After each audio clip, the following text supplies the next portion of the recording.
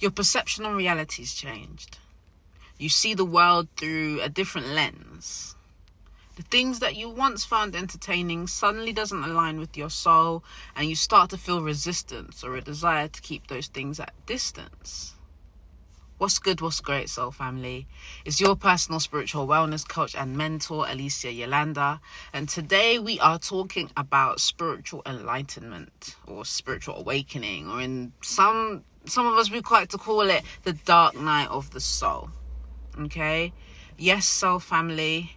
Majority of us on our soul journey reach a point where we no longer see the world the same way. Our belief systems and paradigms, they shift so drastically that it causes us to experience a major break in our psyche, to say the least.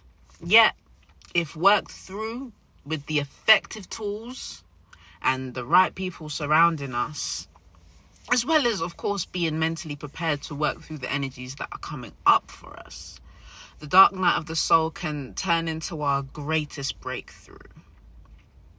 Okay? And this breakthrough will align you with the rest of your blessings. Your dark night of the soul can become the beginning of your new life, a new way of thinking and being. See, soul family, the most dramatic changes in a person's life first starts in the mind. It can be caused by traumatic experiences that trigger that in the mind, exposure to new information, a strong desire for change, and in some cases, exposure to certain drugs that cause temporary effects on the brain. Okay? There are people that go to places like Peru and Mexico to try things like ayahuasca and explore shamanic practices that guide them through this type of process, okay, to help them work through their trauma, reach enlightenment, and just have an overall spiritual experience that gives them a new lease of life, to say the least. I think it's also important to highlight that an unfinished spiritual awakening can cause more damage than good. And this is why I'm actually making this video today, because the triggers or traumas that it may bring up for individuals and not working through them can cause one to get stuck in that energy. And for myself, after having multiple dark nights of the soul, I have actually reached points where I had become stuck in that negative cycle of thought or going through that trauma. Without the right tools, I wasn't able to get through it as quick as I have been now. My first spiritual awakening was back in 2018 or 2019. It's when I very first started going through my journey with food. And what I had recognized was that a spiritual awakening is like your consciousness trying to reach a higher level. Okay, you're being called to upgrade. Your frequency is raised. And when you're in that point, what actually is happening is that your body is calling you to a higher place, but your paradigms, your traumas, your belief systems are weighing you down. Okay, so before spirit takes you to that next place, you are called to release certain energies. Okay, so you'll get emotions, thoughts and feelings and traumas come up for healing. Now, when I first experienced this, I didn't recognize that the traumas that were coming up for me were because they were coming up to be healed. Because energy cannot be destroyed, it can only be transformed or transferred or transmuted. Okay? But either way, it comes up so it can be healed and then it can move on. Okay? So when I first started going through my own dark night of the soul, one of the main things that was coming up for me was how I was treating my body. Okay? And in that came food. That's when I first made my journey toward becoming vegan. But before it was vegan, I was doing the cell food diet. I was doing the Dr. Sebi cell food diet. And that was very strict. It was a very strict diet and it was very minimalist. But it exposed my mind to ways of thinking where it was like, human beings, we tend to, live to eat instead of eat to live. Okay, and we wait until we're sick before we start giving the body the things that will give us life. Okay, and this way of thinking, it kind of blew my mind, because I was so used to eating the junk food and the highly processed things, and I saw my vessel as simply just, it's just my body. Do you know what I mean? I didn't think about it from a perspective of, this is actually my vessel that's carrying my soul. This is actually the temple, and how would you treat a temple? You would treat it with respect. And I was recognizing that the food that I was putting in my body, I wasn't treating my body with respect. And that element was being reflected in all aspects of my life, in terms of the relationships that I was having, of course, the way I was thinking within myself, treating myself, how I would speak to myself in my mind, my self-talk, and of course then how I would allow others to treat me, and then what I would be eating and consuming. So all of these aspects were all being reflected through how I was eating, okay? How I wasn't respecting my body enough to give it the right things. And that, of course, was transpiring across the board. So when I started to recognize that it is more so not just important what you are consuming internally through your mouth, but I then started to become aware of the things I was consuming in all the other portals of my body, and that really caused a major shift for me, because you get to a point where during your spiritual awakening where it's kind of like, okay, I know all of this information, I'm now awakened to all of this information, I'm awakened to how I'm treating myself or how I'm allowing others to treat me, or things that I'm putting in my body, but what can I do about it? And this is where I feel as though I was allowing the trauma of recognizing that I wasn't treating myself well, or having others treat me well, that I got stuck in that energy of self-pity, and I was there for a very, very long time, and it caused me to become more reclusive, go into my head a lot more. I became hypersensitive to energies, because I wasn't aware that I could actually protect my energy at this point, so of course, for myself, I'm the type of person that wants to know more.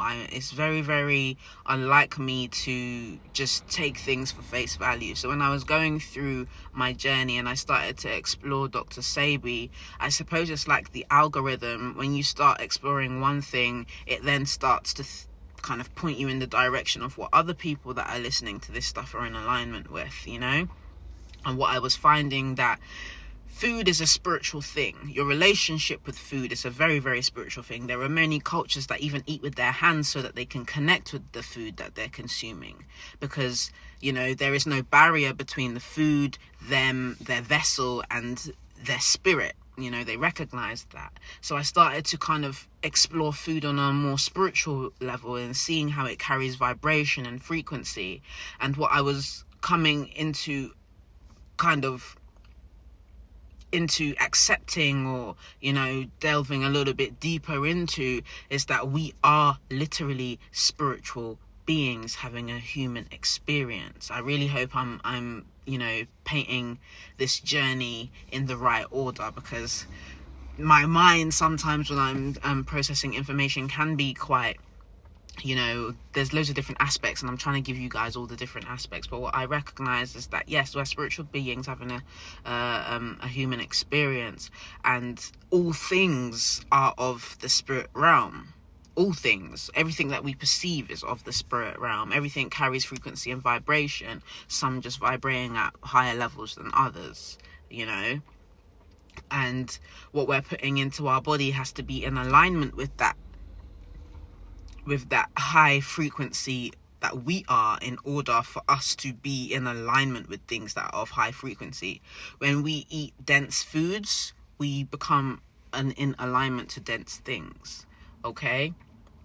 Especially when things are highly processed and not of organic nature, we then become in alignment with things that are not of an organic nature, okay? So when I was consuming the cell food diet, I was probably vibrating at my highest form, okay? I was able to attract more or more things in alignment with what I desired, okay? I was finding, like right now I wear glasses, okay? When I first started the cell food diet, I was working in William Hill at the time, and I literally, my partner at the time, I woke up in the bed and I was like, I don't want to eat meat anymore. I don't want to, eat this high processed stuff. And it was such a major change that I probably wasn't taken very seriously. But when I did start my journey, I was working at William Hill and I was like, oh, well, I've said this to myself, now I'm sticking to it. What can I consume? And I looked at the Sabi kind of, I suppose, menu or kind of recommended things to consume. And I went into Russell's, I think it was Russell's, or whatever shop was next to the William Hill I was working to at the time. And I went in there and I was like, okay, so I need to get something raw, because as far as I'm concerned, that's the only thing that I can really eat off this list right now that doesn't require me to prep anything. Bearing in mind, prior to this, I was having like pot noodles every day, packing on the pounds like wham, yeah? So I went in there, I got kale, which I had never consumed kale in my life. I got kale, I got cherry tomatoes, cashew nuts, and some other high frequency things, okay? And I remember sitting on the computer in William Hill, because obviously you process everything through the computer, and I was just eating the kale. It was absolutely not my go-to. I wouldn't recommend it for myself unless it was cooked again, but nevertheless, or well prepared, nevertheless, I was consuming it. Didn't even wash it. I was just so determined to, one, hold myself accountable and, honor myself and my decision, and of course take my journey seriously, so I suppose in being in that vibration, I didn't care about whether or not it was washed or, concerned about whether or not it was washed. But either way, I consumed it, and I shit you not, pardon my French, it was like I had a thought in my mind, and then I was physically called to do the action, and having my thought and my action align, a major shift came through for me. I had to take my glasses off. My eyes were as clear as day in that moment. It was like, how to explain it is like I had reached a point where everything was in alignment. My internal and my external world was in alignment, and I could see clearer, For me, I will always kind of highlight that and vouch for that when speaking to other people, where it's like when your internal world and your external world is in alignment, all things are clear to you, okay? Everything comes easy to you. Your vision is clear, not just your physical vision, but your spiritual vision is clear. Like right now, I do have a few elements of my vision, which later on, in a later video, we'll go into more details about that. But what I do recognize now is that right now I'm not cell food and I'm not vegan, I'm vegetarian. I'll go into more detail why I made that choice a little bit later on. And it has nothing to do with the fact that, living a vegan lifestyle isn't nutritious. It has nothing to do with the fact that, the Sabi lifestyle isn't nutritious. Nothing like that. It is simply, to kind of round it up for this video, it is simply a means of not having the right access to the right things and the right knowledge about the right things to ensure that I'm doing the cell food diet correctly or vegan lifestyle correctly, because you can be vegan and not be healthy, okay? So it's about having the right vitamins, minerals, and that the body needs. Like we talk a lot about protein, but we don't recognize, or not all of us don't recognize, that protein is actually made from amino acids, and the protein that we're actually getting from meats are the like second-hand protein, that those meats, those animals have actually produced those hormones, protein or hormones, from the amino acids. Okay, so we can physically produce the right proteins that our body needs by consuming the right amino acids, and the amino acids you get them from vegetables. Okay, but anyway, we won't go into too much detail about that. We'll just stick to the point about spiritual awakening. And the simple fact is that I became aware of this knowledge, and it caused a major shift in different areas of my life. Eating things clean meant that I could think clearer, meant that I was more focused on the things that I wanted. I knew how to get them, and if I didn't know how to get them, I could access the information necessary in order for me to get them. My life was much easier. I wasn't feeling any physical discomfort in my body, I was glowing. Of course, yes, I did lose a lot of weight, but again, when you're new to a lifestyle, it can be difficult for your body to adjust. So I was losing a lot of weight. Now, if I was to do this again, which I will be doing it again, once I can align my action with my thought of the right foods, with actually having access to the right foods, when I can align my thought with my action, then I will do it in a way where it is more sustainable for me, where I'm not losing a lot of weight, because right now I'm very happy with my body weight, and I would like to maintain that. And I do recognize that there is that fear that, again, I am human. I do offer you guys these tools that I use. They're not things that I have used once in my life and I move on from them. They're things that I use in my day-to-day life to break down my own personal, belief systems, self-limiting beliefs, my fears. Like, these are things that I live, that I share with you guys. They're not things that I have just stumbled across and, us giving you guys. These are things that are in my actual experience. So yeah, I recognize that there are elements of fear about losing weight and things, because it's something that I've been through, and I know that it's something that I don't want to go through again. So how am I dealing with that? I'm preparing myself better this time. I've got the thought in my mind's eye, so I know for a fact that the fact that I have the desire tells me that I'm already there. I'm just waiting for my physical access to become in alignment with that. And I like to, beforehand I used to say divine time, but I actually recognize now it's about divine alignment. Okay, so when all the elements are in alignment, my thoughts, my actions, and how the universe wants to align me with things, because we're co-creating with the universe at the end of the day, the beginning of a new one, is once all of those aspects are in alignment, I know that it will be easy for me. It will be the path of least resistance, and fear will fall away, and everything will just be ready to go. But nevertheless, the simple shift in my mind, again, came through a dark night of the soul. Okay, the reason why I even went on the venture in the first place is because I had certain belief systems that I wasn't treating my body with respect, and my body was showing me signs and symptoms that it wasn't feeling great. Okay, I was experiencing major reflux, dis-ease in my body, symptoms that a person of my age shouldn't be experiencing. All of those things were coming up in my body. And up until that point, I didn't realize the power that I had. And this is what the most major part of my spiritual awakening kind of revealed to me. The fact that I have a great deal of power. How I look after my body. My body will respond by looking after me. All of the aspects that your body is designed to heal itself.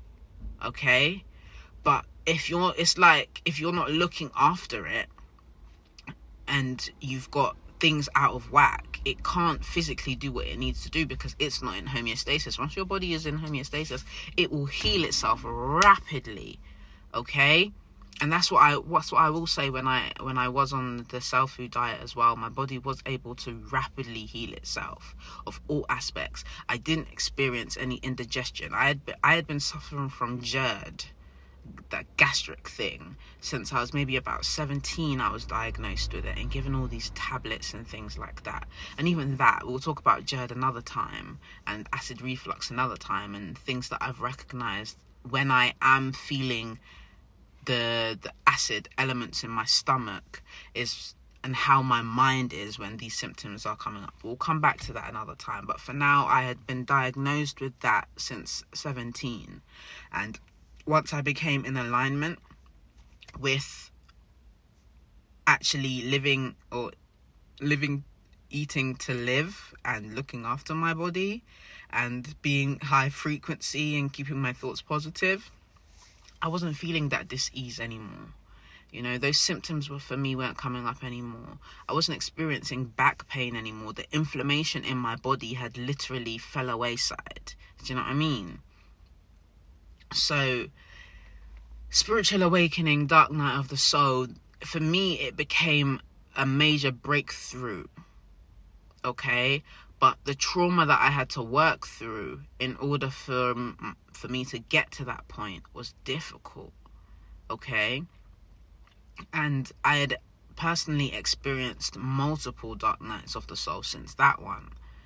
And it can be interesting because what it feels like for me, having a dark night of the soul, is like I'm going through a portal and everything is coming up at once, and it's coming up at once at such a rapid rate that, you know, for me, I was literally just laying in my bed, like, fearful of the fact that everything for me is just coming up, you know, and feeling like you're out of control, or you're not in control of your mind, of your body, of your experience. It can be very, very difficult, you know. Don't ask me how I did it, but I just had to ground myself back into my body. And for a good week, maybe even 2 weeks, I was working through that energy of the one dark night of the soul. I remember saying to my partner at the time that we were both going on our spiritual journey. Before even having a dark night of the soul, I was absolutely exploring spirituality and crystals and energy and things like that. But when I had gone through my transition at this point and gone through my portal at this point, I remember saying to my partner that the truth can't be told, it can only be recognized or realized. So I can't even tell you exactly how my experience was. It is absolutely something that you have to go through yourself. And in order for you to go through it yourself, I know that I've gone out ahead of you, because if you need that person there as support, then, you know, boom, I'm there for it. Do you know what I mean? And I feel like being a Pisces, we are the first ones in but last ones out. You know what I mean? Like, Pisces is the last of the zodiac, so they are kind of like the old souls. So I feel as though the mindset that I have in terms of knowing about the dark night of the soul is simply to assist those that are going through their transition. So in that moment with my partner, I just told her, like, you know, right now, what I'm going through, I can't necessarily explain to you exactly what it's like, but I recognize that there are things that I need to work through at this time, you know? So family, I do want to go into a little bit more depth about this, but I'm kind of on a tight schedule right now. But we're going to go into a bit more detail about the dark night of the soul and, you know, how it can be used as your major breakthrough. So consider this a part 1, okay? And we'll join back a wee bit later for a part 2. But one love, be love. Irie blessings. We'll be back.